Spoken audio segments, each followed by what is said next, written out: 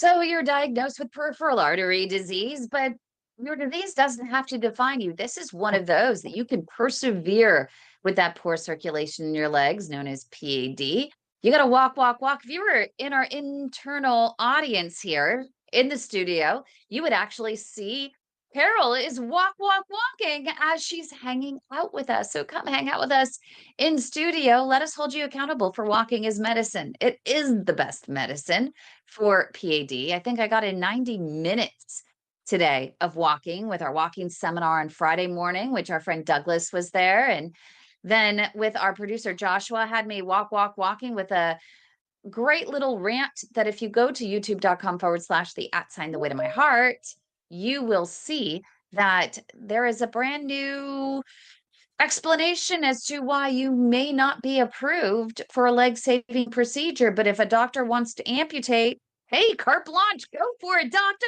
Yay.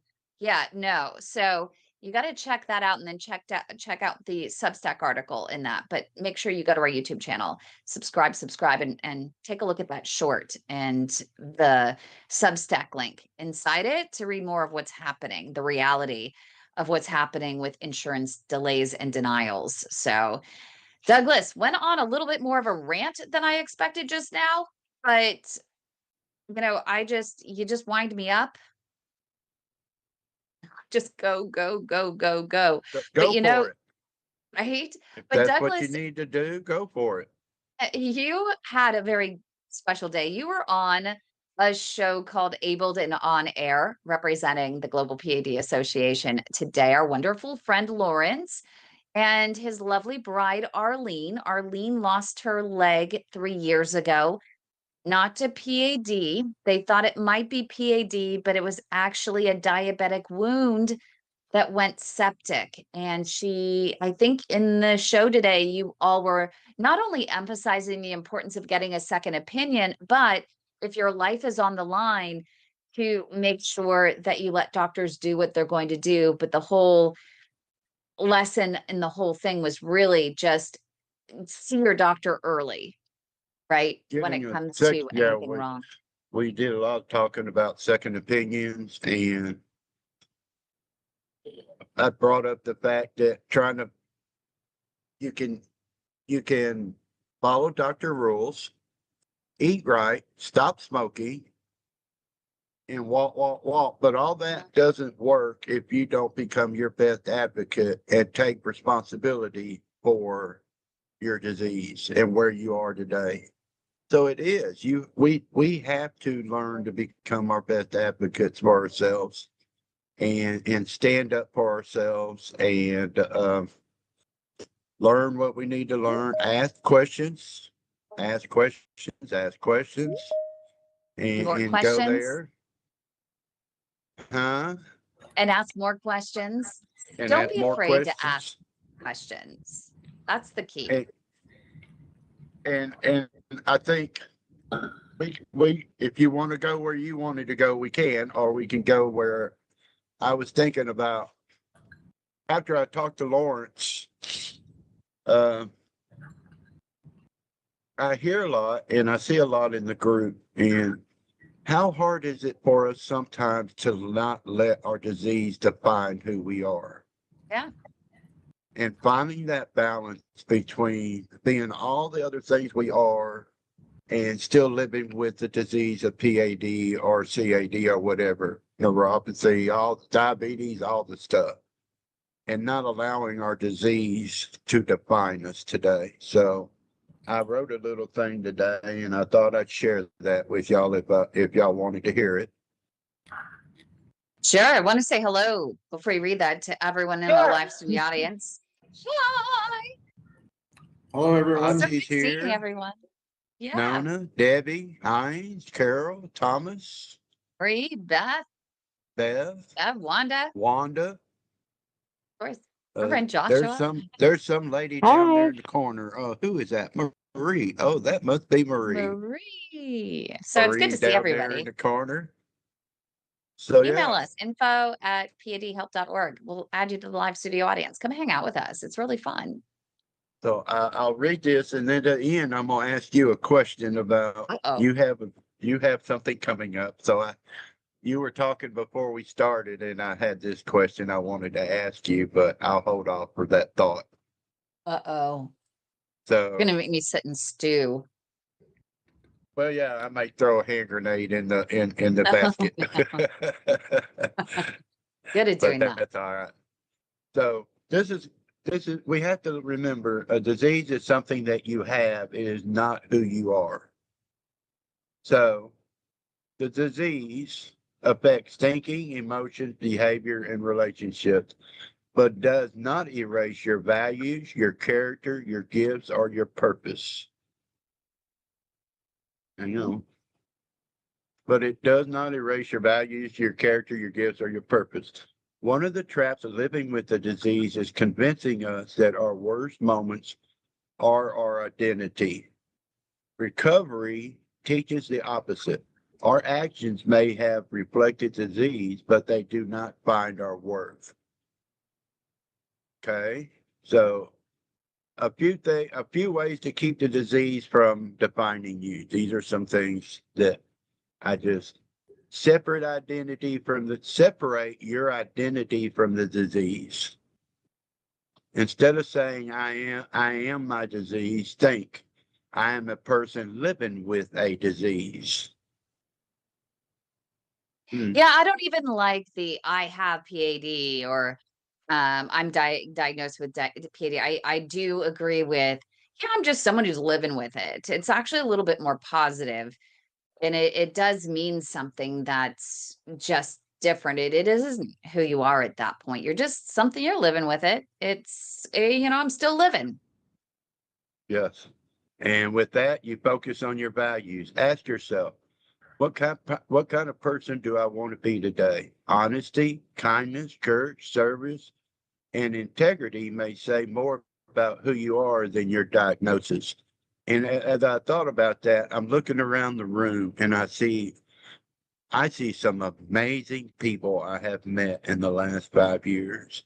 Some of the most caring, courageous, inspirational people I have met in the 5 years. And I'm not going to look at Potsy and go, oh, there's PAD Potsy. No, Although that there's my does have a friend ring to it. Potsy. PAD Potsy. It does. I'm Well, sorry, it Potsy. kind of does, doesn't it? Of all the people that are here, you had to choose Potsy for that one. Oh my So, goodness. and we have to remember this is for me also, build a life bigger than my recovery. Recovery is important, but so are your friendships, your hobbies, your spirituality, family, work, learning, and helping others. And that's for me, that was learning to separate and still remember. I still remember my hobbies. I still have a brother. I still have friends that I hang out with and do things with. And it's just not all about waking up and being PAD. I hope that makes sense. Yep. Remember And your Marie whole says that, story. sometimes you do have an issue where you feel like you're not really living the life that you want when you do have an advanced stage of PAD. And that can be tough as well. But sometimes look at yourself in those situations. For example, Marie, look at yourself and how others would define you. And for example, I think you're one of the most beautiful people on this planet. And look at you. Isn't she absolutely stunning? And she has the biggest heart, so caring, would go above and beyond for anyone in this world. I hear she's a good cook too. Yes.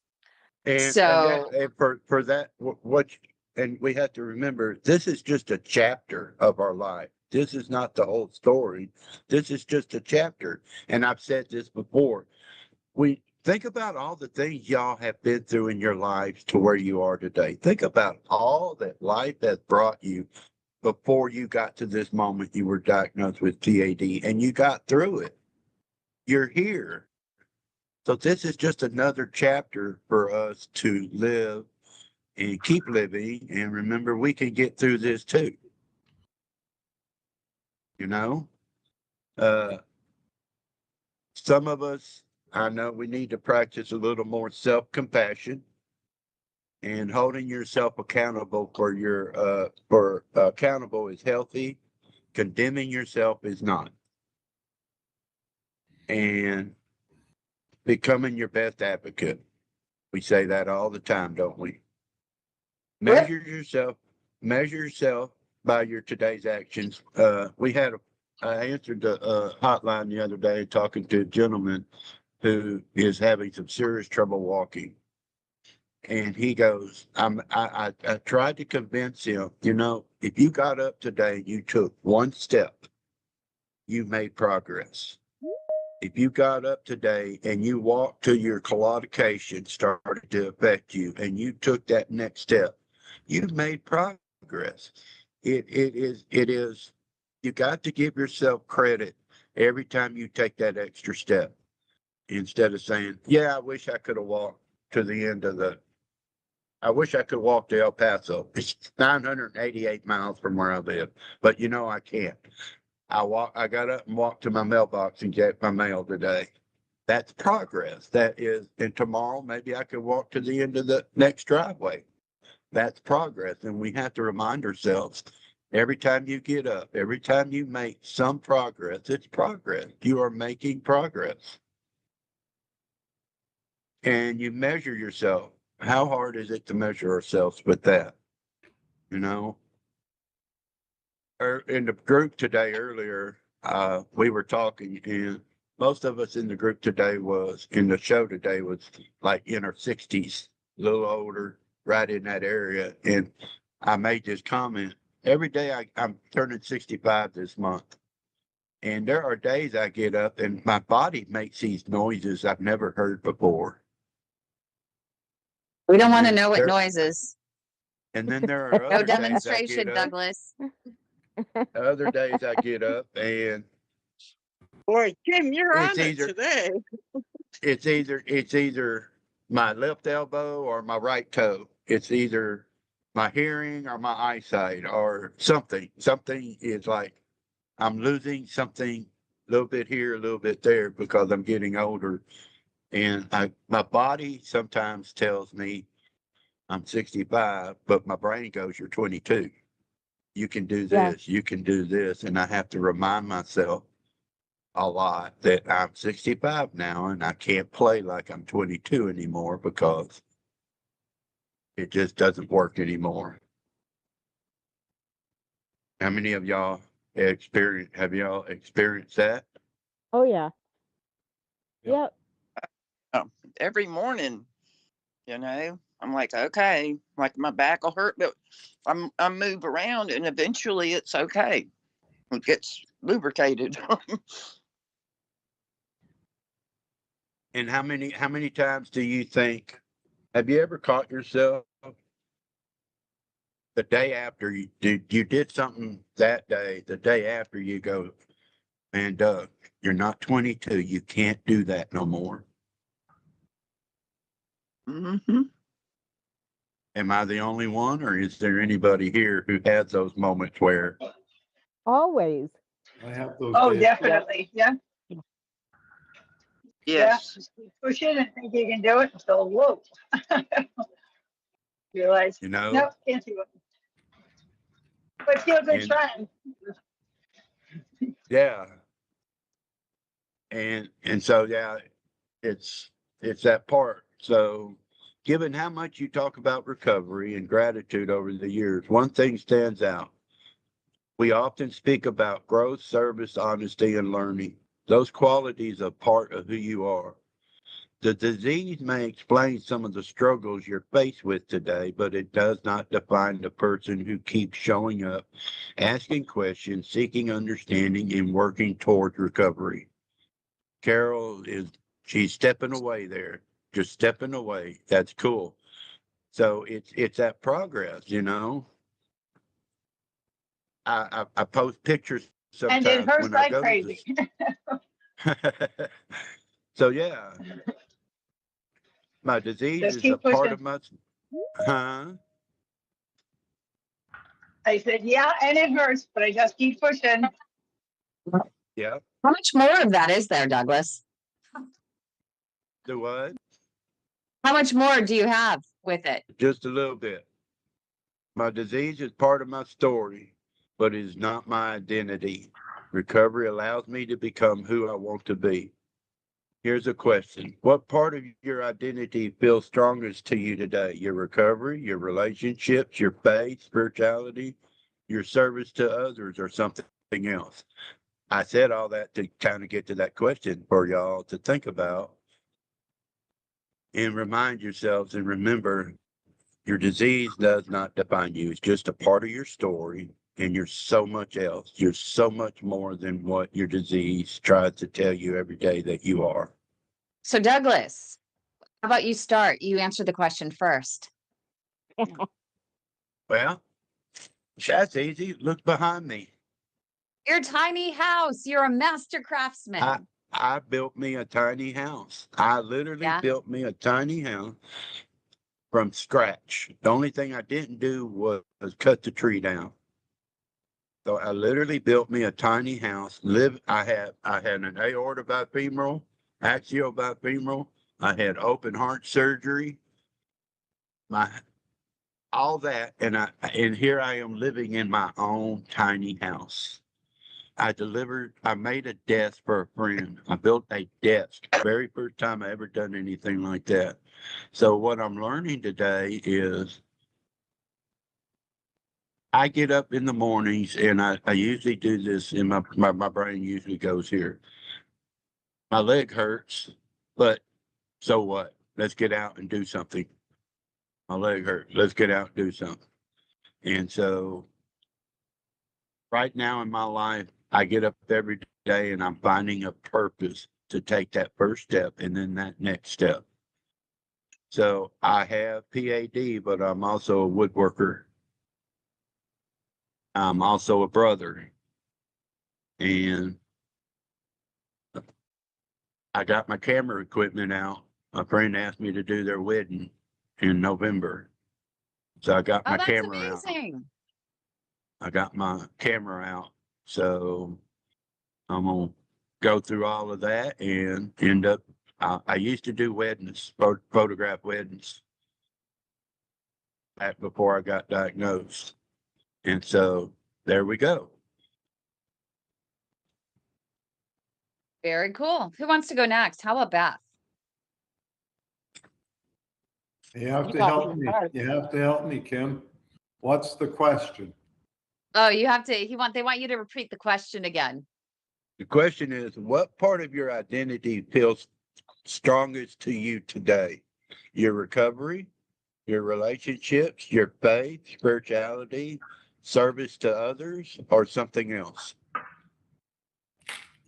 Today it's my relationships. Because yesterday I got to spend the day with my granddaughter. Oh, no way. Yes, her class went to a place called the O'Keefe Ranch. It's a ranch that's in a city that I spent 30 years in, about an hour north of here. And I drove up. She went up on the school bus. And I drove up by myself and I got to spend the day with her up there. And I had so much fun.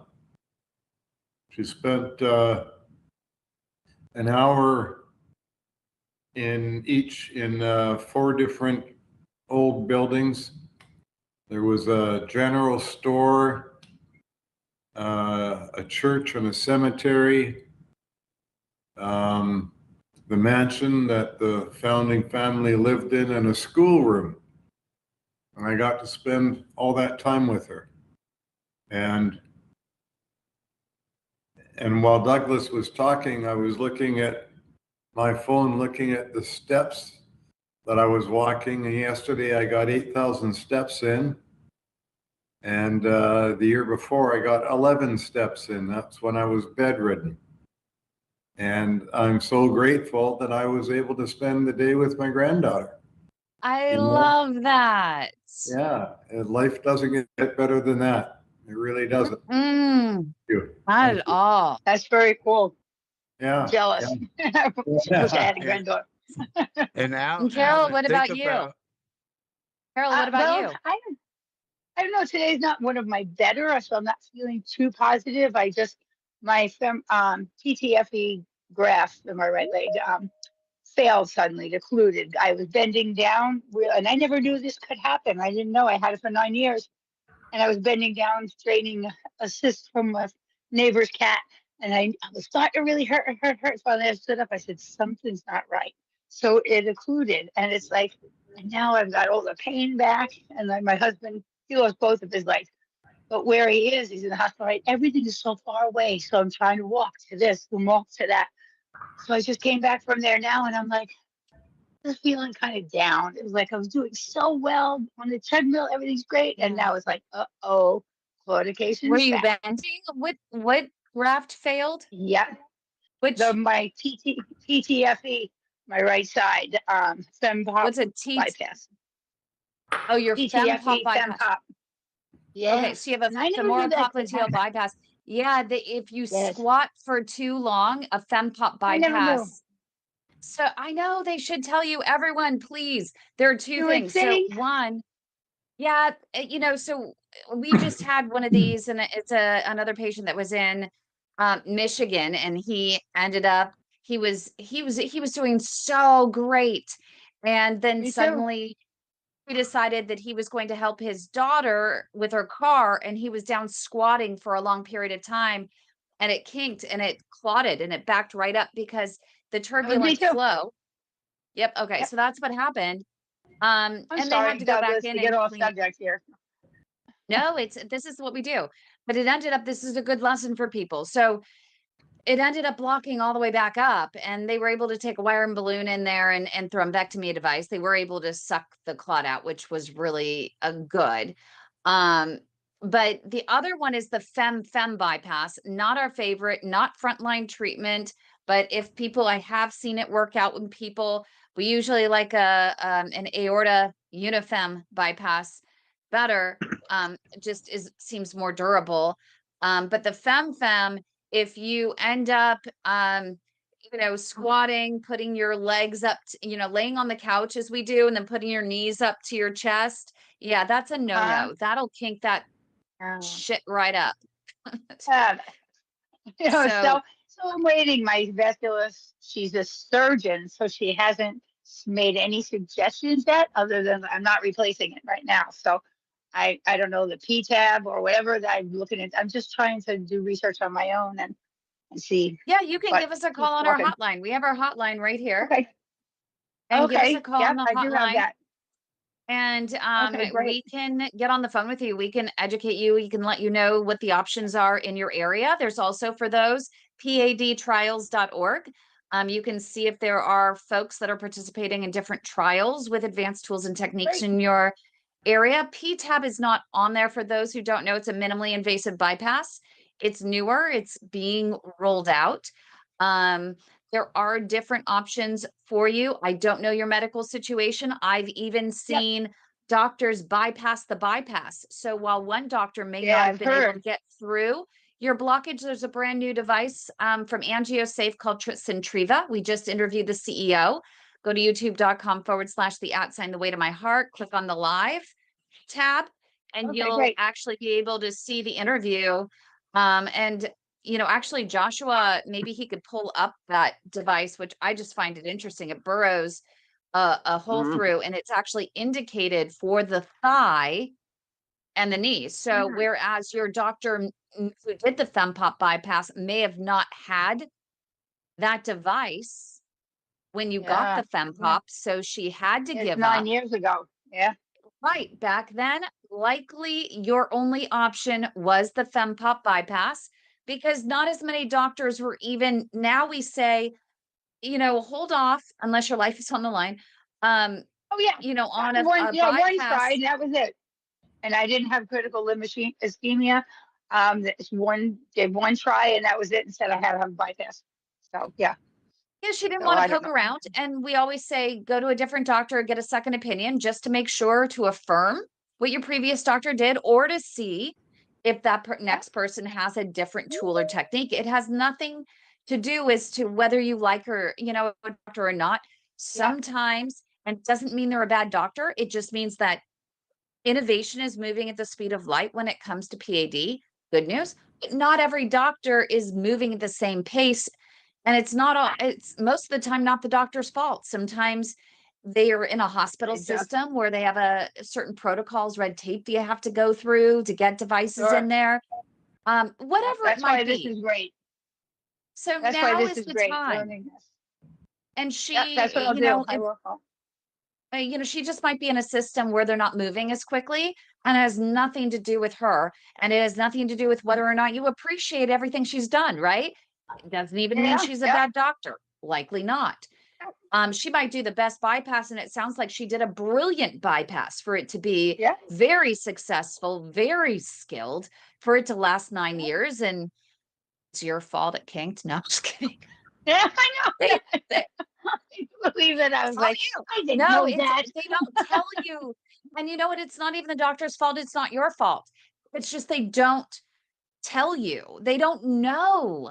And I But just it saw it does on here. happen. Somebody mentioned it. I was like, wow, if somebody had only asked that question about 4 months ago. No, 3 months ago. I know, right? But see, now you're going to Yeah. help other people. But the good news Yeah. is, you know what? You have options. And if you're not in Yeah, now critical I know. Through ischemia, you guys, now I know. Yeah, now I know. I don't have to just repeat it. I'm going to call the hotline and I'll get all the choices I need. Just learn everything, and yeah, then but choose it's, what's best and for just me. because you're going through all this and you're looking things up and it excites you, it doesn't mean you define yourself by the disease. It does, just because you show up here and we talk about it, it doesn't mean you're living it and you're defining yourself by it. I think coming here, actually, you're meeting a great group of friends. We're talking about a lot of different things. We're getting Oh yeah, inspired. yep, We have hope, right? yep, and yep. Oh, absolutely. And it's so inspirational. This group, I really have so often. I always miss the meetups. For some reason, I don't catch it. But today I got on the treadmill and I have to find it. But that always Well, helps a lot when I do get on here. Yeah, I you love should to come come. on a So Wednesday. Are you on so the I East know that it's Coast? Where are always you? Wednesday. Yes. Yep. I'm in Pennsylvania. Okay, so oh gosh, we have some amazing doctors. I bet you I know who your doctor probably is. I only know 2 women in Pennsylvania. Um, Oh yeah. but um you can message me later on it. Okay. I was like, I know I can't say it.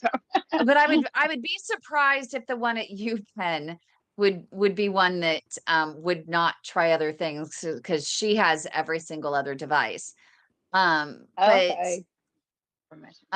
but I think I only know that there are 2 women there. But Okay. um, what was I going to say? Mornings, on Wednesday mornings, we have our walking seminar, right, Douglas? And so that's at 11 a.m. Eastern time, and I'm Okay. on my treadmill. So I'm usually on my treadmill in the morning on Oh, Wednesdays. okay. And also, yeah, and also we have usually Marilyn's there and she's walking, and we also Oh, have I'll do Mike it that's then. out walking.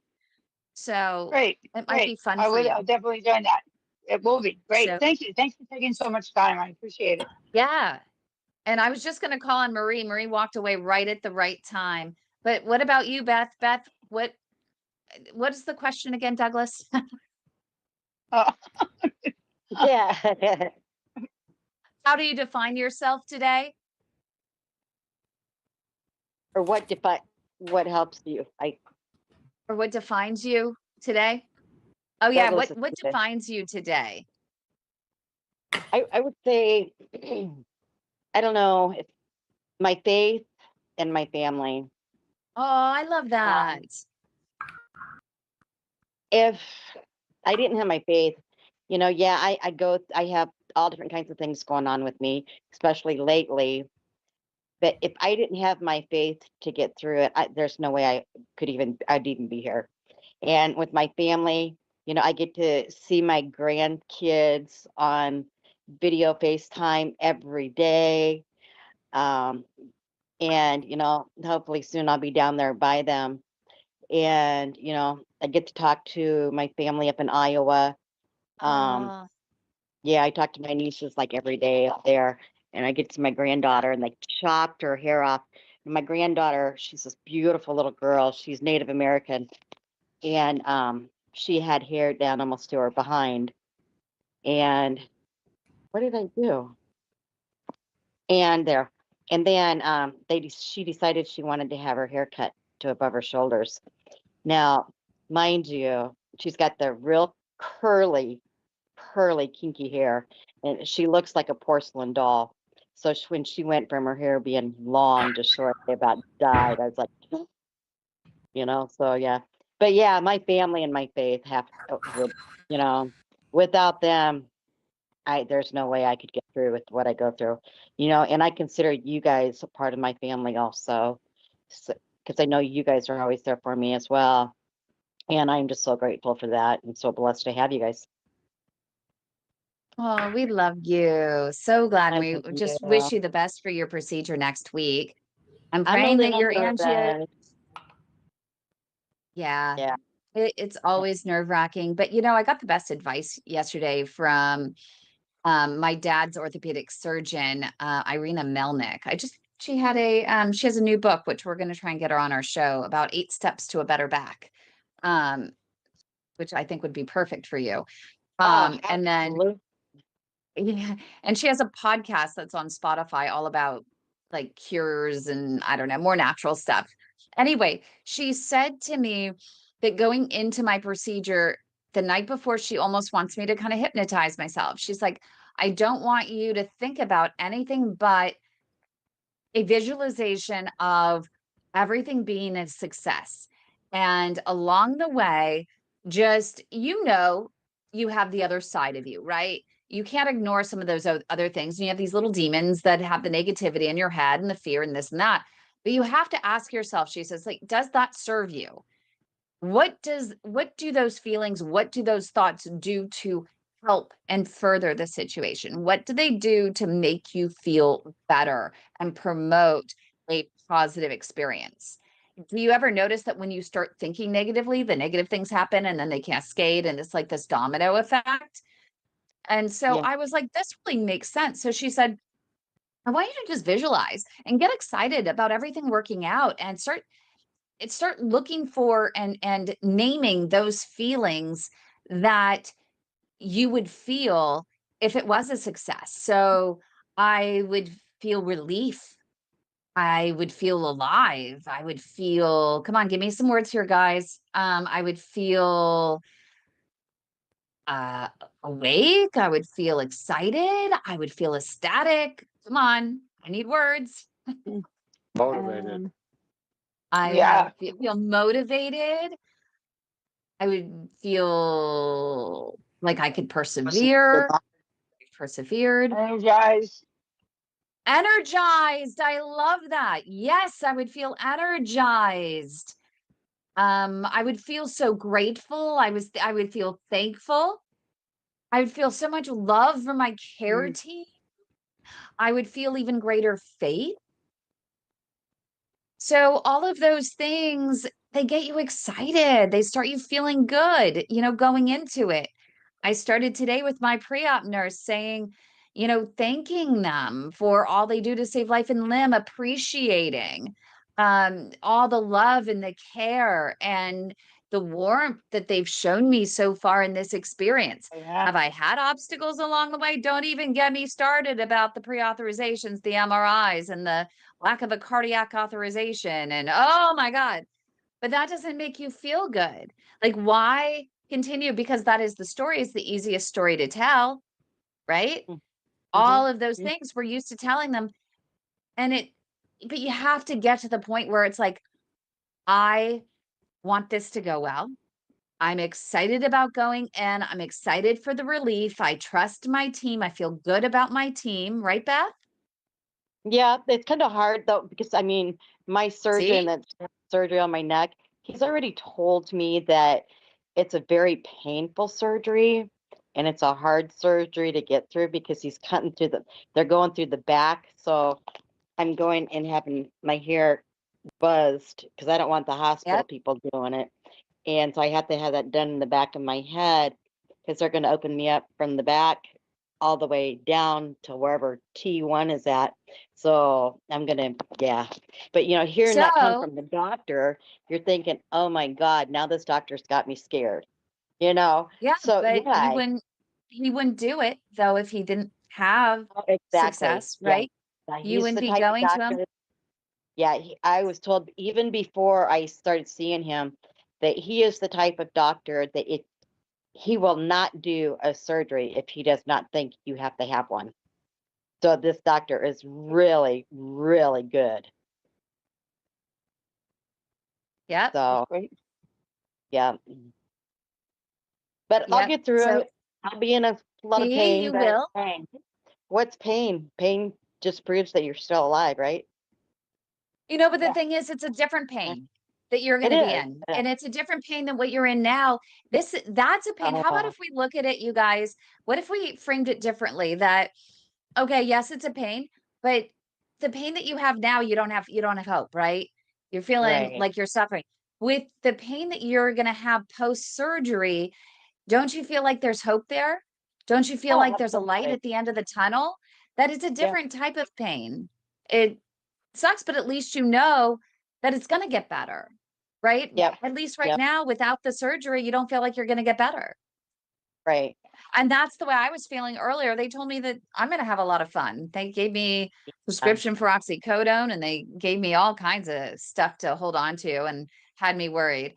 But all I can think is that that's going to be temporary. I can get through this. I can get through anything. If you can get through PAD, advanced stage PAD pain with like the feeling of a tourniquet wrapped around your Absolutely. leg, my friend, Yep. you guys are true warriors. True warriors. Right, Marie? It's literally, and Douglas, as well Oh, what that feels like being in advanced stage. yeah. There's nothing like it where your nerves, your organs, your tissue, they're screaming because they're not getting any oxygen. So I have full faith. Who here, raise your hand, has full faith that Beth is going to persevere and she's going to be a warrior through this? See, look, You bet. raising your hands. Everyone's raising their hand. Yay. And I know I'll get even through it. Thomas It'll there. take a little bit of time. Yep. Yeah. So hopefully this gives you a little bit of encouragement. Hopefully this adds to your, and Douglas gave you a little heart. Oh, Oh, I don't even know how to do that. I don't know how to do I that. don't do that either. What's funny is during our weekly shows, on when we're on Zoom, my co-host, Dr. John Phillips, always seems to, and I don't know how he does this, he ends up being able to throw hearts and balloons and things like that. And I don't even know where that is, just based on hand gestures. He throws his hands up and suddenly there are these balloons coming down.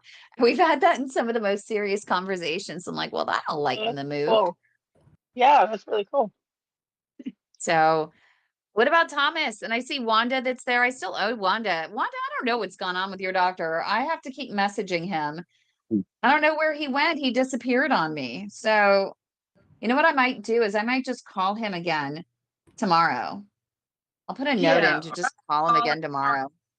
I'll call his office for you and ask him what is wrong with him. Does he know who he's ignoring? Yeah. Don't get on him. It was my fault. He reached out to me a couple times and I was traveling and such. So, Right. hopefully we can get him on and we can talk to him about the differences between a fem bypass and a fem. What do we Yes. call it? Aorta unilateral bypass, the one that Dr. Lily Johnston talked about, and she thinks is better. I have not even met with him.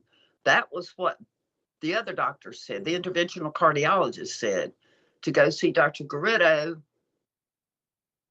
so he could do a fem bypass. I was like, no, Okay. I'm not.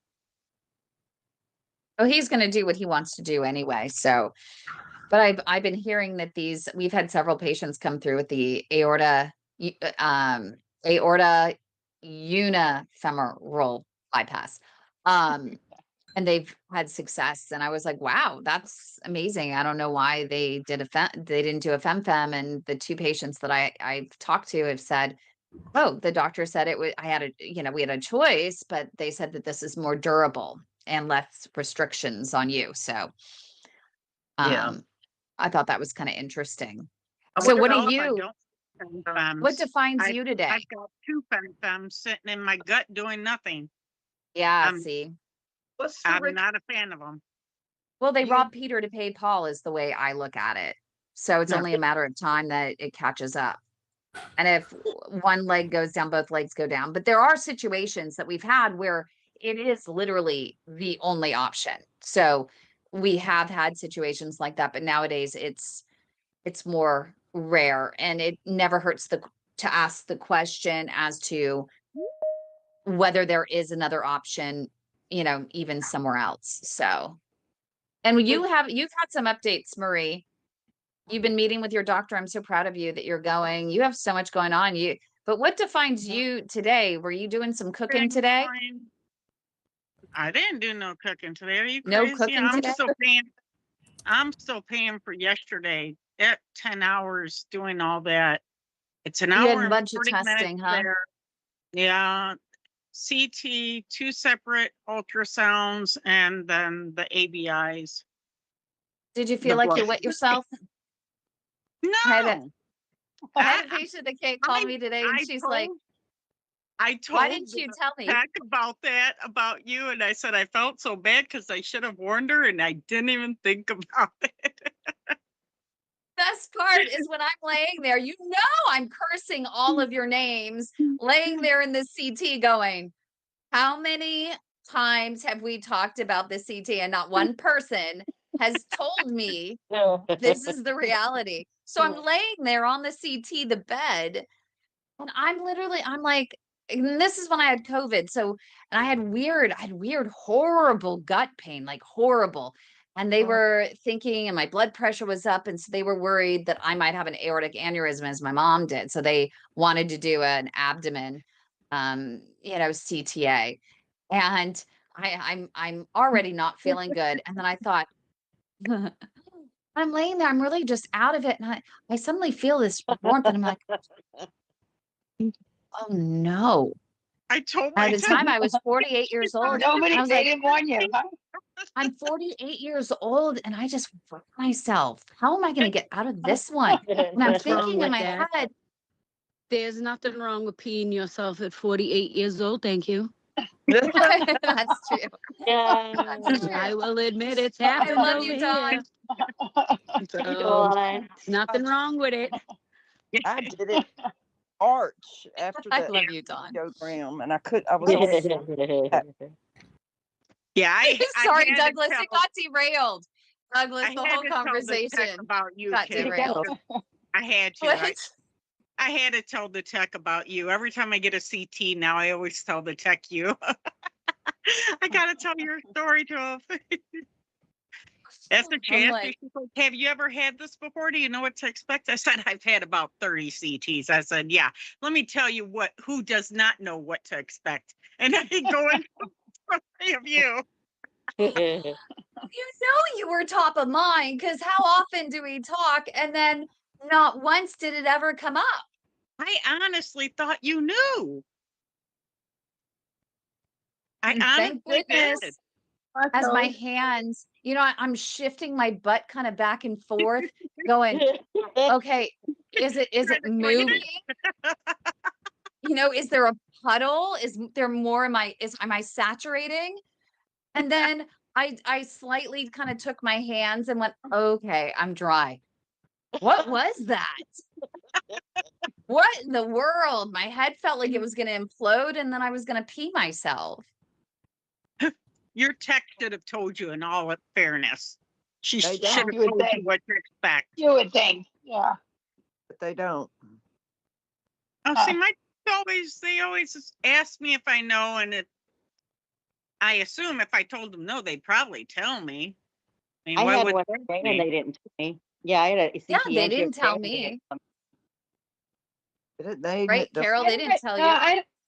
No, now that you mentioned it, I've never been told, and I've had a lot of them as well. No, I haven't been told. All they've asked is, have you had one before? But never anything what to expect. No.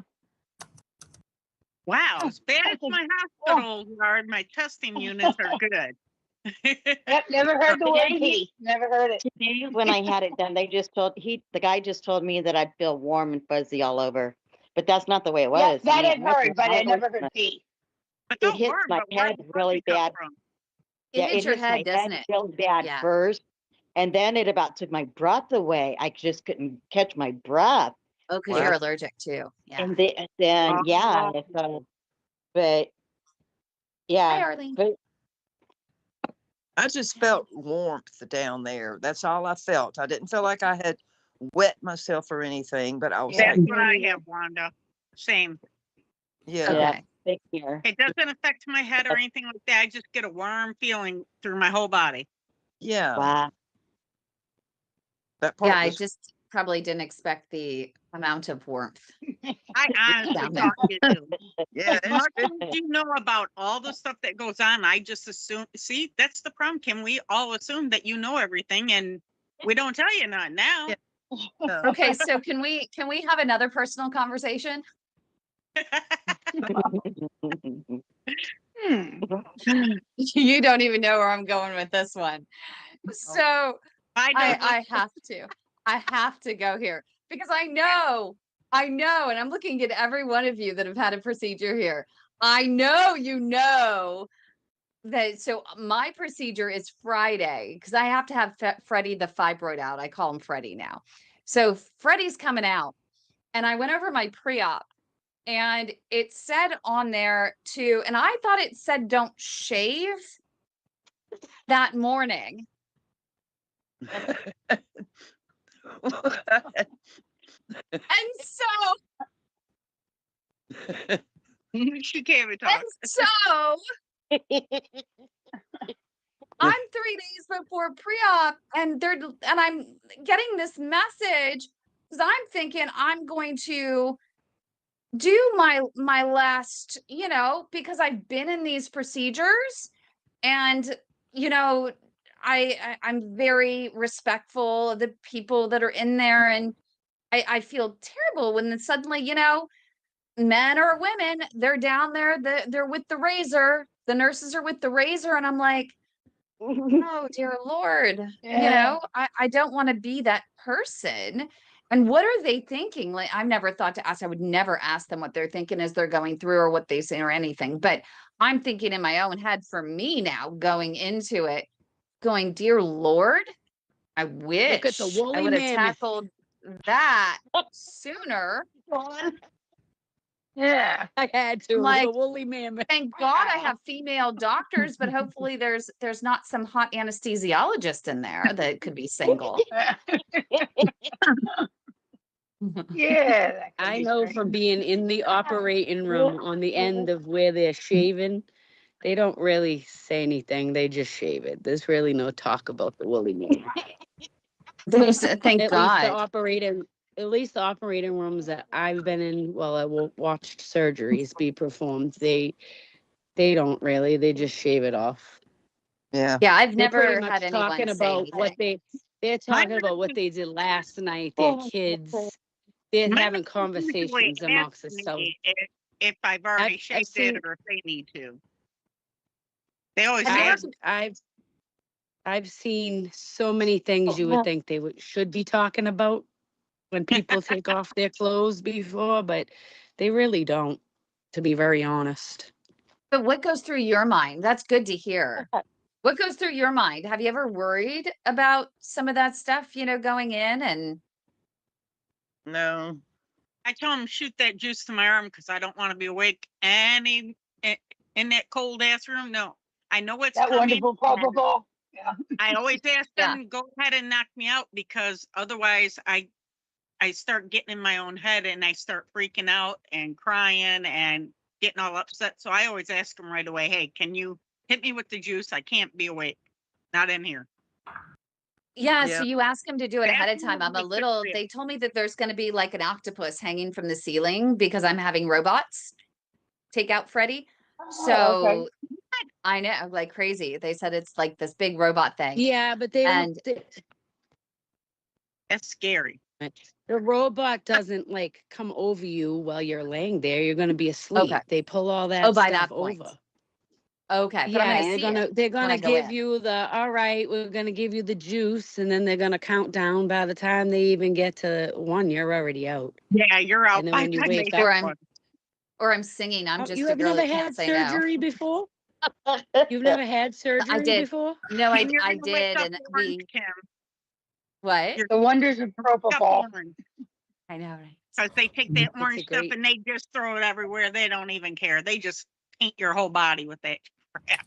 Yeah, so I'm wondering, have you guys had to do the Oh. Hyba cleanse? So they gave me strict Yep. instructions the night before you do the Hyba Yep. cleanse. Are you all doing that? The Hyba cleanse the night before and the morning of? no, Oh, Oh, yeah, never I have have, to do it 3 times before for my Yep. surgery. Yep. never It's have. so great that they're doing that. Yeah. Mine's my back, my upper back, and so I can't reach that, so I have to have that done for me because I can't do it. Yeah. I can't Yeah. back there.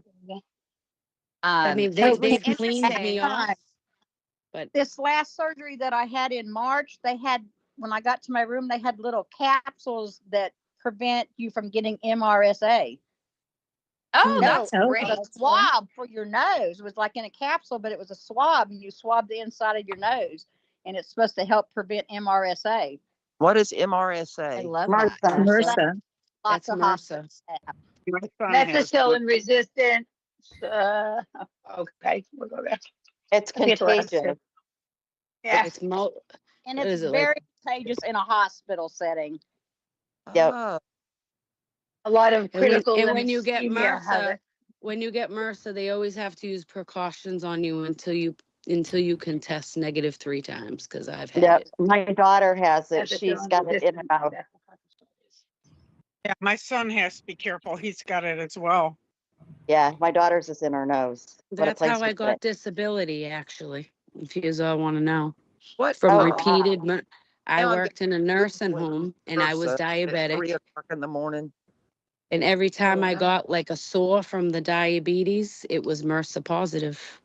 Over a year and a half, MRSA positive every other month in the hospital, in the hospital, in the Oh, hospital.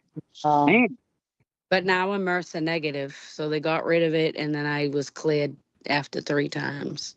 yeah, my daughter was Good. pregnant and had her baby when they found hers. Really? Yeah. Hmm. Yep.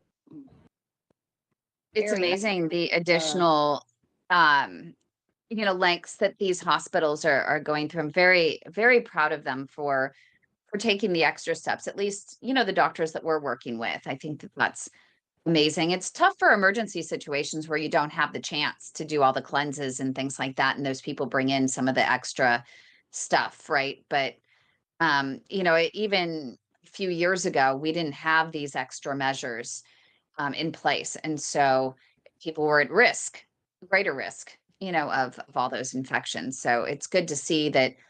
I mean, because I never had this. I had shoulder surgery before, and I've had nose surgery before, actually a drug resistant bacteria from water skiing, surprisingly. Oh.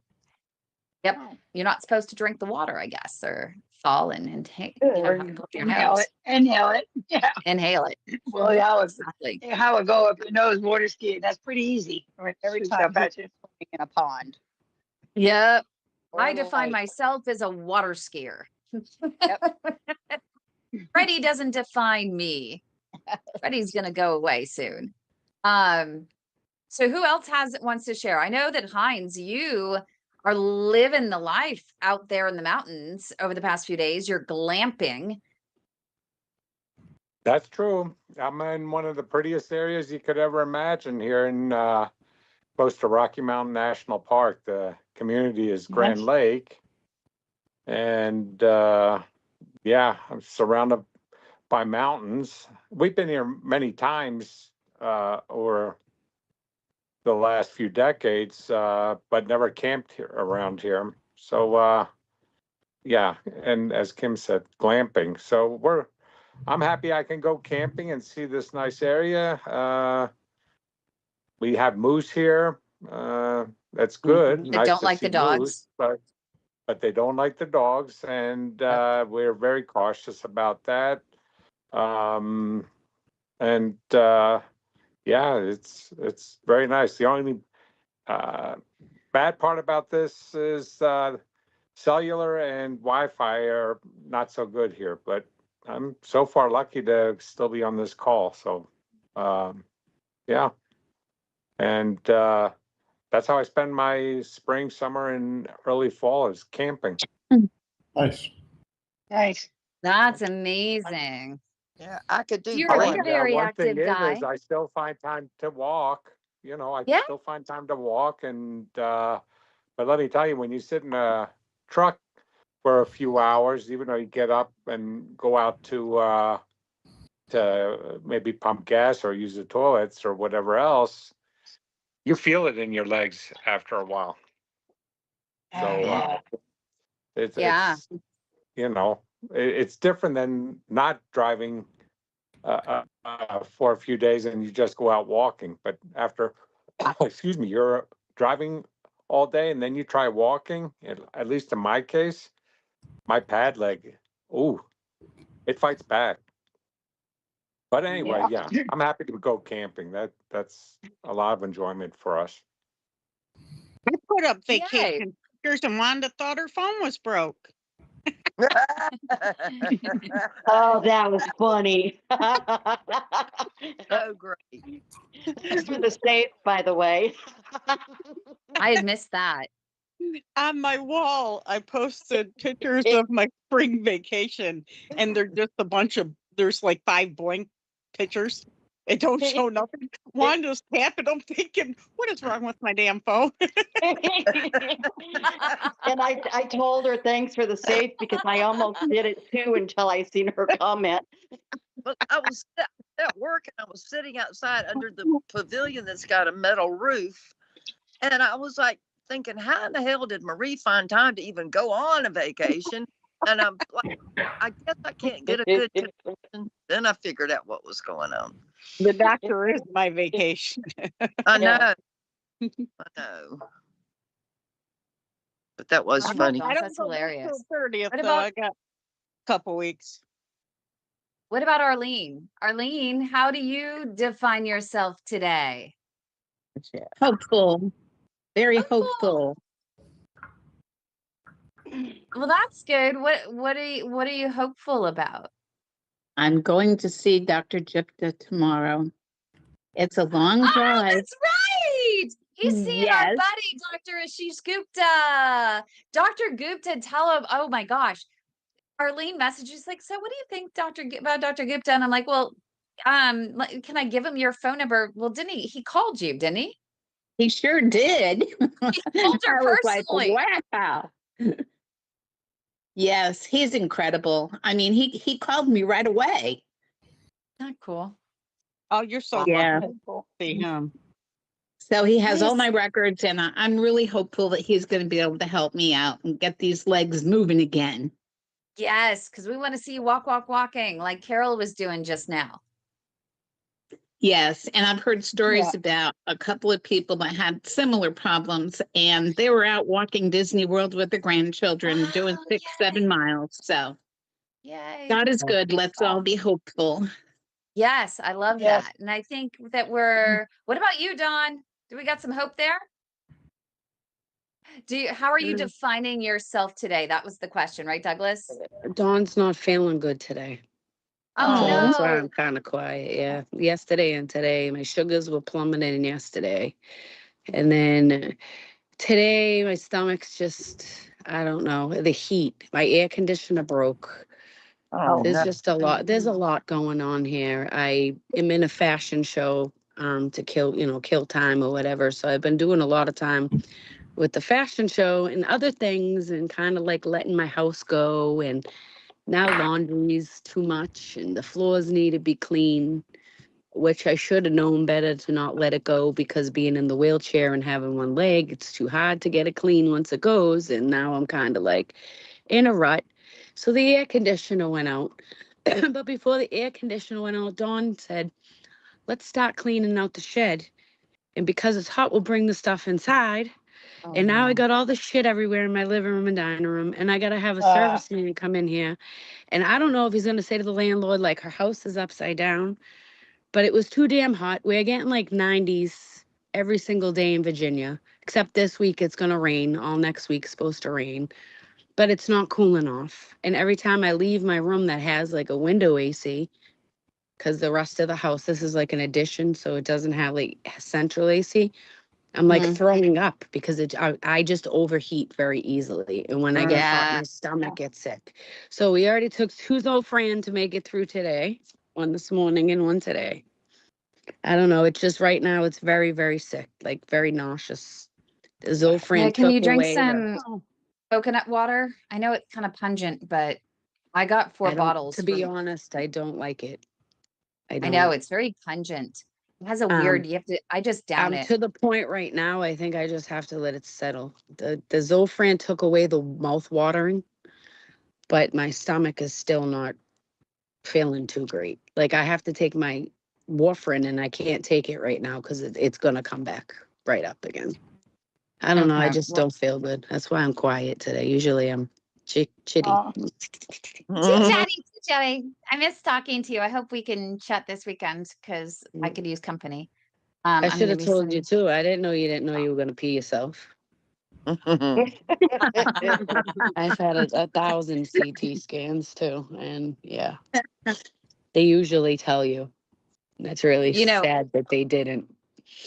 the funny thing recently was my MRI. So they had to do an MRI. First, the pre-authorization didn't go through. So they poked and prodded. Just for you may not know, but I think Don, you do. You know needles. So they put a 24 needle when they went to do the IV in my finger, and it was flexible. You know, flexible. So I was like feeling it. I'm like, dude, take that thing out. It hurts. Like it's too bouncy in there. You know, and put in a put 22, in but your yet finger, they put it in my in here, the back of your like in hand. the vein Oh, here. Yeah, and I was like, well, that doesn't work. That hurts like heck. So then she goes on this side and she goes to poke in my right arm with the same size needle, and I'm feeling it, and just it hurts. So finally I just was like, can you just do a 22? Can you put that in there? It's a little better. And she did, and she got it in. But after all that suffering, then they came down and told me that there was no pre-authorization, so they'd take the needle out anyway and send me on my way. So you That's guys have so been there, done crazy. that. Seeing you never don't oh know about boy. CAT scans. You know at a CAT scan, you never get it. You never ever let them put your IV near your wrist. No, See, they always go Never, to the I was base of told never. your it has arm. to, Try yeah, to I go was with the told of it your has to Why be is arm. at the that? elbow or higher. Yeah, it Yeah. Why has is to that? go up high because it can do Why is damage that? to the hand or something. They said, yeah. Mm, Oh, is that right? I've Yeah, heard that. I didn't so know either, and they couldn't get the IV in. And I said, well, why don't you do down near the hand or something? I got plenty of those suckers Yeah, down there. But I she's was like, Yeah. oh no. because of the pressure of them when they put in the contrast with the saline, the pressure of it Mhm. is why they can't go lower. Mm, Oh, the yeah, veins are too small, I think so. Yeah. Yeah, more than likely. especially mine. so I went in for a second MRI, and they asked me, and I deliberately wore, I go into procedures all the time, but I travel to go into procedures, and so I have my scrubs, and every once in a while I have to take my scrubs and put them through the dry cleaner to have Oh, I heard this. I saw this Oh, somewhere, yeah. I think. What happened? Did you this post it was or something? I awesome. Yeah, I think it did was post you. it in there. It Mm-hmm. was awesome. Because the line of questioning to figure out where metal might be got a little personal. Oh. Um, so including if there were possible piercings in areas that are not normal. So, Um, but I couldn't figure out where, because I went into the MRI. I'm like, no. I deliberately wore these clothes, my scrubs, because there's no metal in scrubs. So I'm in there, and he's like, yeah, I can't see anything from your waist down, like nothing. I'm like, so he's like, you have to have some metal down there. And I'm thinking, there's no way, underwear. And I thought at the very least, maybe there might have been a thin wire in the elastic of my underwear, but okay, that's a first for me. So we went through the line of questioning, and we finally just determined that I was just going to change into their scrubs. And when I got home, I ended up discovering there was a safety pin attached to my tag in the back. Oh, no. from the dry cleaner. And I don't even know why the safety pin was there because there was nothing attached to it. It was just attached to the tag, but needless to say, you just never know. I was literally floored. I was thinking, there's no metal on me. There can't be any metal on me at all. Were you in a open MRI Such machine or trouble. one of the tunnel ones? Nope. Well, I mean, and I know Beth knows exactly those things. I mean, even and this was the funny thing, was I went in the week before for my hand because you guys know I was injured by the COVID vaccine. And so I had to get my hand back, but there's still one little spot that hasn't quite, where the tissue is just still kind of attacking itself just right there. So they wanted to take a closer look. So I scheduled the two of them, my abdomen scan and my hand scan, for the same thing, because I'm thinking, if you got to go in the machine, why can't they do everything at once? Yep. Well, because they don't get paid as much. Mm-hmm. So they come up with every excuse in the world as to why you can't do it all at once. So I had to be exposed twice. But for each one of them, even the hand was at least 30 minutes. And then I had to, when I came back, it was 50 minutes, but Don't it was ever also an injure your MRI. back. You wanna must sit not in be in one of those claustrophobic. suckers with a back injury and have to stay on that hard tube. Oh Hurts. my God. I think I was in there Yeah. for over an hour. And Yeah. he's like, you can't You're not move. Well, I have to claustrophobic, move. are I'm you, stiff Ken? as a board. I feel like I'm gonna break. So when I was part of an experiment back in 1999, 2000, because I was in a car accident and I was in a trial, and it was for people who had neck injuries from car accidents, and where when they're walking, they feel the thing, but when they go in the MRI, they're not seeing the same thing as someone would experience when they're walking. So this doctor came up with the idea to put the same pressure that your head would have on your neck while you're standing, while you're laying down. And so I had to lay there with this huge, like, weird weight on my head that put pressure on my neck, which did feel different though than when I'm standing up. It felt like a little bit more than my head typically would weigh. But needless to say, that was miserable. That was really no fun. As Yeah, if an I've been MRI in isn't bad enough, MRI. right? If I'm in an MRI, they gotta send me to an open one. First Oh, time they yeah. tried to send me to one, I had no idea what it was. I figured, all right, MRI, it's like a CT, right? No, I am extremely claustrophobic, and Oh, I that's they knew I was. They gave me a sedative before. That thing did not work whatsoever. I don't care. That's a bunch of bull. It was aspirin or a Tic Tac or something. I don't know.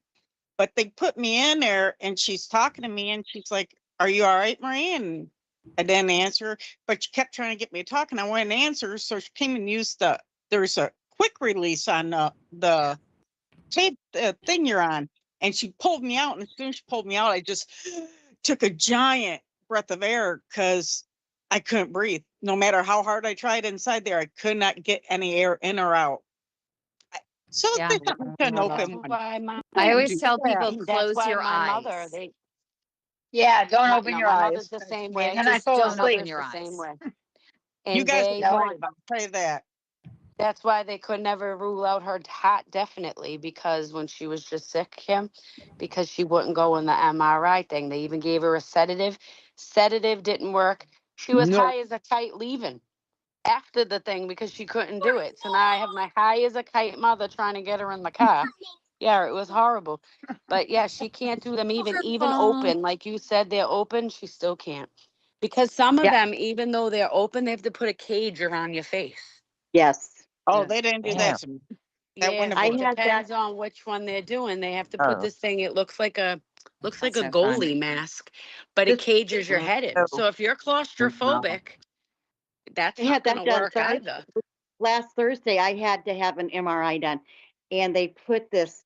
He said it's kind of like an astronaut helmet because you got this white piece that goes right over your head, and it clicks on both sides, and then you got the bar coming around. It's like a circle, What the and I hell? had that done, and it was to hold my head still, so that they could get a cervical picture of my upper spine. And then after the MRI done, the MRI was so small that like sides of my arms were touching it as I was going in. And I was like, oh my gosh, I never had realized that they were that small before. So I guess that was like my first closed in, it's like a tunnel, but it was so tight. And then after that, I had to have a CT, but it was without contrast. And I was also supposed to have a CT angio with contrast, but they couldn't do the CT with they couldn't do the CT with contrast there at the same place because I'm allergic to the CT, or I'm allergic to the iodine that goes in for the CTs. And so I had to Bless go your heart. over to another hospital. So I had 2 CTs done since Thursday. I had one Thursday and Yeah, then one wow. today. Yeah. Oh God. Bless you, Kim. Let's Bless you go. I'm again. I'm allergic to your contrast fluid from here. I, Yeah, it made me I got a really sick to question my for you all. stomach. I got a question for you all. Where you said that you shouldn't get the whatever liquids they put in, they should do it above your elbow, Saline, the that, dye or all that. yeah. And it could affect your hands. How about when they do angiograms and they go through your wrist? But that's not with the CT scan, it's like forced into your vein. Well, It's I'm thinking they that's the do the same difference. with an They don't- angiogram. The they- angiogram, it isn't with the forced pressure that they do with the CT. Okay. Yeah, if Okay. you ever watch it when they put it in the 2 tubes, I'll sit there and watch They it while move they do it, fast. and they go, they slam it Yeah. in. Yeah. Okay. I'm so nauseated. Let's All right, just well, I leave gotta get off it here out. in a second, but Kim, me and Dr. Kelly were talking yesterday, and we think Yep. we figured out how to fix me. Bless you again. Bless you.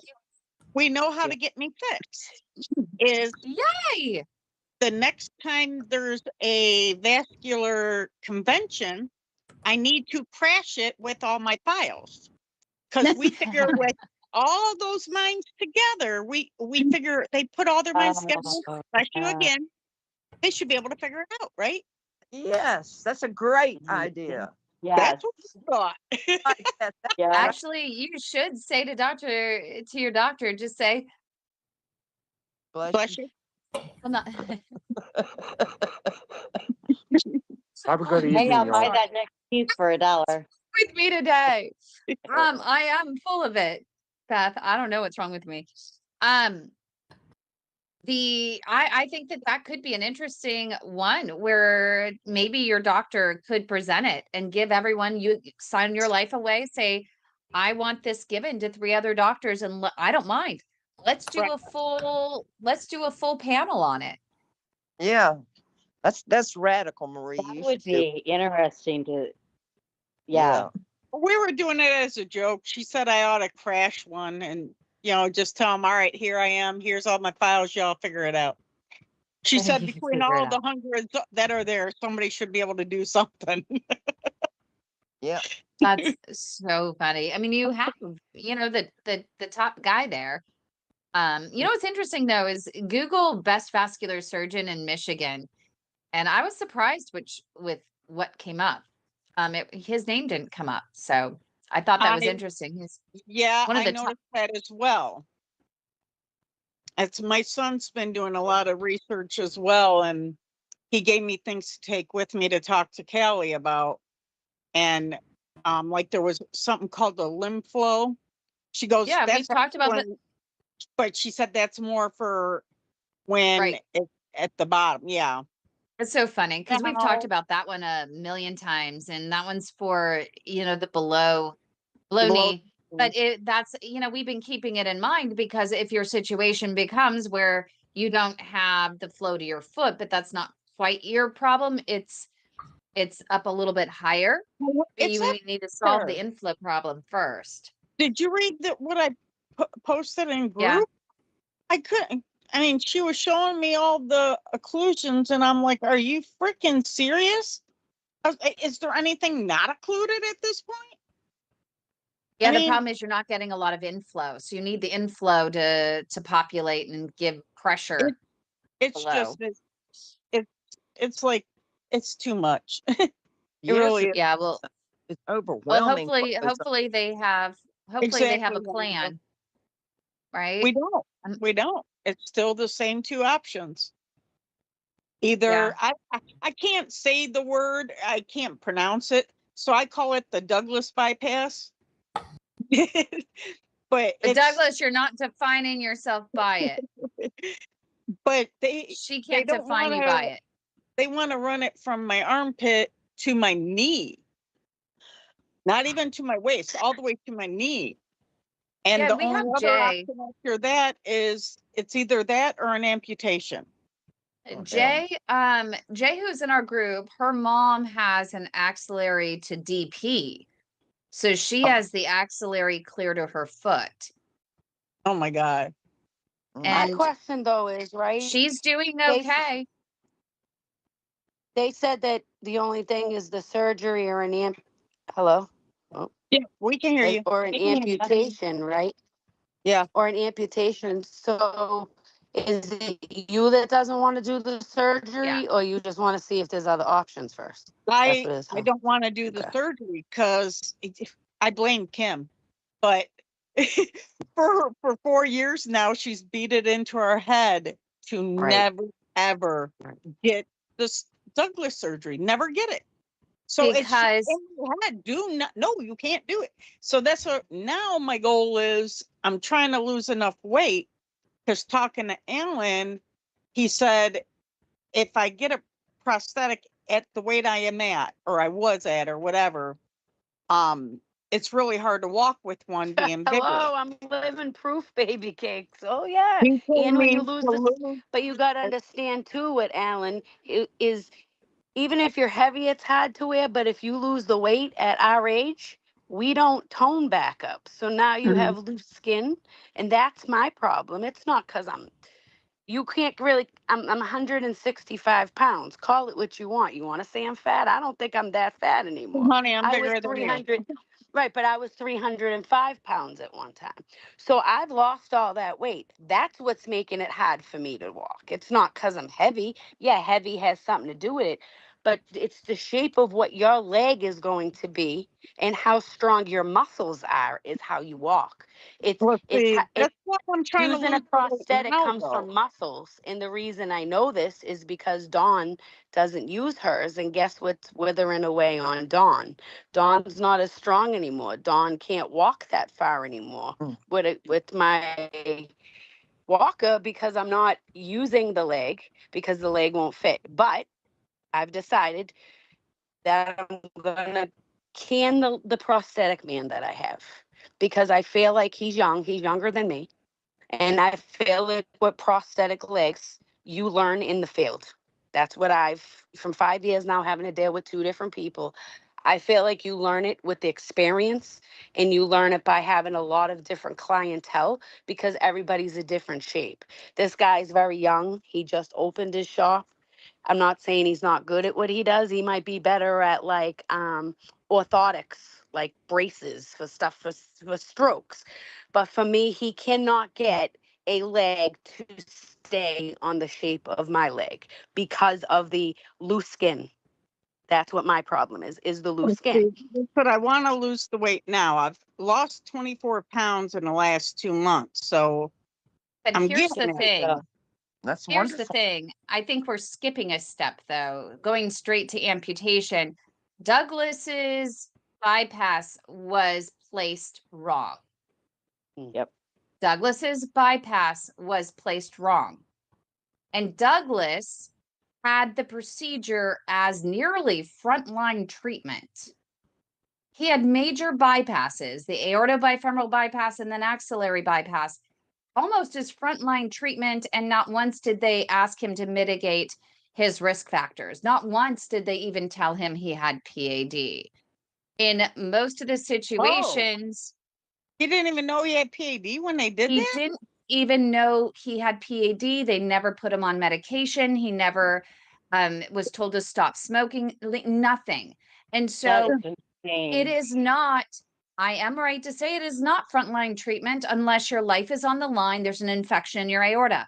But if they've tried everything else and they want to restore your quality of life, and they have newer methods of doing these procedures, and they're using those, and they're going to do it properly with a great doctor, you have a better chance with a better outcome. And I've seen people with 7 or 8 years that have had this, and it has worked. It is not frontline treatment. Where we have been combative on it is where we have gotten so many patients that have had this, where it is the first frontline treatment. We had, I forget her name in the group, who I've had to fight the axillary bypass twice because I know 100% that it was not frontline treatment for her. All she needed was a TPA and thrombectomy. She was a clotting issue. She had only clotted within a couple of days because she was depressed and she stopped taking her anticoagulant medication in both situations. And the doctor was like, oh, this is going to last for 7 years or more. And your TPA thrombectomy, it's only going to last for a couple of years and you have to redo it. Well, you know what? I would rather have a TPA and thrombectomy every couple of years versus an axillary and have to, fewer options at that point. There Absolutely. still are options at that point. They can go in and clean it out, but you have to be diligent with your follow-ups. You got to make your follow-ups. It's got to be a priority. And especially if you have a tendency to clot, you just need to make sure, like, for example, with Alan was upset that his doctor was telling him he couldn't come in, or insurance told him he couldn't come in every 3 months for a scan. He will show up every 3 months for a scan. If I was you, and I had that bypass and I had a clotting situation and I would reclot, I would be there every 3 months getting a scan and be preventative and make it last longer. I Now, would see, still be losing the with weight. I would reading, still be eating better. my whole, my last 11, 12 years of this, Dr. M and Callie were both saying, if I decide to get that bypass, they want me in every month to monitor it just because of how quickly I do clot. Yeah, Right. and if you can go several months, and that's great. They want to be diligent. They want to just be on it to make sure. And if you can go, and you come back, once a month for 3 months and you're fine, they're going to say, okay, come back in 3 months unless you have a problem. But they can clean it out if it clots, if they catch it in time. That's why they want me every month if I do it. And the only reason it's down to these two freaking options is all because of that stent that corroded inside Corroded, me yeah. and ate 3 inches of my artery. So now I don't That's have a why, connecting artery. okay, that's why you Now have I, the I have 3 a inches of your question. artery missing, Yeah. because that's what that's Yeah, what I no, thought but Why it did, how was. did, 'Cause I I remember want to that know, happened to how did you. the stent corrode? no idea. It's never, My it's never, daughter-in-law works in the medical field, and she told me to find the model number or whatever. Manufacturer. Yeah. I got the number and I sent it to her, and she said as soon as she put it in, it was at the top of the list, recall. Oh, no. But So, all right. So it was in put that case, in February last year, and I've been battling an infection. Kim knows that Yeah, it was that bad. incision would not close. The infection would not go away. yeah, I was I on remember. IV medications at Yeah, I remember home, that. and it would not go away. I still have the infection, and I still have a tiny hole. And that's why he won't even do the Douglas bypass, because of that infection. So as long as it's there, he can't risk it because I run a risk of infecting that bypass. But that's when Dr. M and them, they went in, was it March? They went in and him and Ryan came in the room. Ryan's his assistant in surgery. They came in the room and they're explaining to me that they reopened up the incision, sucked out all the infection and everything, rinsed it out. And they looked in the hole and they leaned back, looked at each other, looked in the hole again, looked at each other. And Ryan's like, why in the hell am I able to see a stent? My artery was gone. The stent ate my artery. The only thing that saved my life, because Dr. M said I would have had internal bleeding. Nobody would have known till it was too late. I'd be dead. Only thing that saved me is because I developed thousands of clots at a time, and the clots blocked each side of the artery and saved my life. Wow. Wow. The Unbelievable. one thing that's trying to kill me decided to save me. Imagine that shit. Yeah. Yeah. But yeah, that's, I mean, the bypass ain't even an option right now until we can figure out how to get rid of this infection. It's still just there. I don't know. I don't know met what to do anymore. It I just met keeps a looming. girl the other day in IHOP. I was in the IHOP and she rolled in. She was below the knee and had a wound vac. So I'm like, oh, here's a new amputee. Come to find out, she lives in, that's where I'm from, Virginia, if anyone didn't know. She had broken her toe.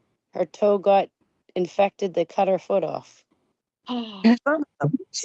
What? Cut her foot off. Yep. And then the infection got bad 'cause she's diabetic. And now she's a below the knee. I said, did they ever check your circulation? They said that they are now. Oh They my are now. God. Holy Yep, cow. broke her toe. And That's now terrible. I'm telling you this because my mother-in-law, right, broke her toe. Not my mother-in-law. My stepmother broke her toe in Massachusetts. Okay, broke her toe. Same thing. They thought they were going to amputate it, got all necrotic and everything. Do you know they saved her foot in Massachusetts? Her toe's all better now. They ended up having to cut it off because she kept re-breaking it and not being able to feel it because of neuropathy or something. But yeah, they ended up saving her foot. But the poor girl down here, as soon as she broke it and got an infection, they cut her foot. Don, you said IHOP. I gotta tell you, when me and Kelly were talking, I told her I would take the amputation over the bypass. I told her, I said, well, if I get it amputated, at least I could get a job at IHOP then. Ah, Oh, you're funny. Oh, Oh God. mm. Well, that's another thing I was looking at. I know we're not going to talk politics, but I was seeing some kind of thing that they're going to reevaluate disability. Did anybody else see that? Yeah, I saw some Where of if that. they feel your disability means you could still work. So like we were talking. So in my situation, all right, I got disability from something else way before I lost my leg. But if you go back in my records, that problem from the MRSA, I'm not MRSA positive anymore, but my health otherwise is worse. And now I'm an amputee. So I was thinking about it. Even if I was forced to get a job because I could sit at a desk, my wheelchair is not going to fit through anywhere. So mobility wise, like you couldn't put me in McDonald's and put me behind a counter. I can't even No, but fit in they're the saying that you could bathrooms in do most some. places. Not Here's the saying me, issue, but I though. was just saying like in general. You know what I'm saying? If Yeah. they turned around and said, well, we feel like you're stable right now and you've been stable since you lost your leg for the last 5 years, thanks to Boston. You know what I mean? Maybe you shouldn't be disabled anymore. Maybe you could get a job. But if you think about it in reality, like some of us, the equipment we use would never fit in an establishment to But there work. are ones that would. But here's the bigger issue, though. It's not just about that. They could find a place. They could set you up at home with do a remote tele whatever. Because I just work at home. But the bigger issue that I think when I talk to folks that are on disability is you won't get the same health care. And No, no that, matter and what I'm gonna job be you get. honest, and you know I say it. I don't care who judges me or whatever, because none of you pay my bills, so your opinion's your That's own. It it. doesn't affect That's me. it. Yep. But that is the one reason why I don't have a job today. Because without my Medicare and Medicaid, I could not go to the doctors that I choose to that have now pretty much have me stable, living a great life. I'm pretty much healthy, if you want to call it healthy. And I'm stable, no blood clots in 5 years. I haven't had any issues. Blood pressure's doing great. My A1C is a 5.1. I mean, I like, this is the best my cholesterol is of a newborn baby. So like, I am in the best health I am, and it's because of my insurance. And that Yeah. is the truth why I will not get a job. Yeah. Yeah. Oh, And that's why I'm so tired of all of I these get Social plans. Security because I did work. So I get, not just disability, but I get Social Security because when I was 14, I had 3 jobs. I loved to work because money was great. Right. All the money, you could buy whatever you wanted. So I loved to work. But that is the only reason why I won't get a job. Because if I was to go, number one, they wouldn't allow me to go to Massachusetts. I'd have to go back to Virginia doctors, or I would have to move. And the Yeah. other reason why is like the copays to have the procedures. Imagine what the copay would be on my prosthetic leg. One of them was $90,000. I know. Like, that's crazy. And that wasn't my first one. That was my second one. And every time they got to do an adjustment, that could be weekly when you first get a prosthetic leg. That's your insurance. That's more copays. I'm on 11 medications. You can imagine what the copays and what I'd have to pay if I Right. wasn't on this insurance. I'd be working for my medical. And to me, that's not worth it. So on honesty, that's why I don't work. Yeah. Mhm. The healthcare system is just Horrible. insurance. It's awful. It's Come to broken Illinois. completely. Good night. I gotta get off here. It's great talking to everybody. Marie, Yep. I It's never great saw talking your to hair everyone. like, I've never really seen your hair, and your hair's beautiful. Isn't it beautiful? Yeah, Oh, It it's is. Juicy's beautiful hair. beautiful. Very pretty. And I love Compliments on my I love hair, the and salt this and is pepper. I love natural. it. It looks beautiful though. That's You what got I pretty hair. just got tired of dyeing my hair, and this is what I got. And people are like, girls pay for that hair? They Yeah. do, and it looks great on you. So keep Pretty. wearing it, girlfriend. I appreciate that. Mhm. Thank you. Yes. And just because Marie's leading, I think that I we gotta should run just at also. least end the Yeah. broadcast. And then for those of you who want to stick around, you can. And if you're sitting on YouTube and you're like, I wish I was there, just go ahead and email us at info@padhelp.org. We do this every week, same bat place, same bat channel. So just go ahead and drop us a line and we will get you in. You can also call our Leg Saver hotline at 1-833-PAD Legs, and we will get you signed up there as well. But if you're watching on YouTube, go ahead and like the video, subscribe to our channel. Every one of you on here, please, please, please subscribe to our YouTube channel. I And have. Okay. help us out. Help us spread awareness for PAD. Thanks everyone for joining us. For sure. Great seeing Thank everybody. you. Thank you. Bye. Good night.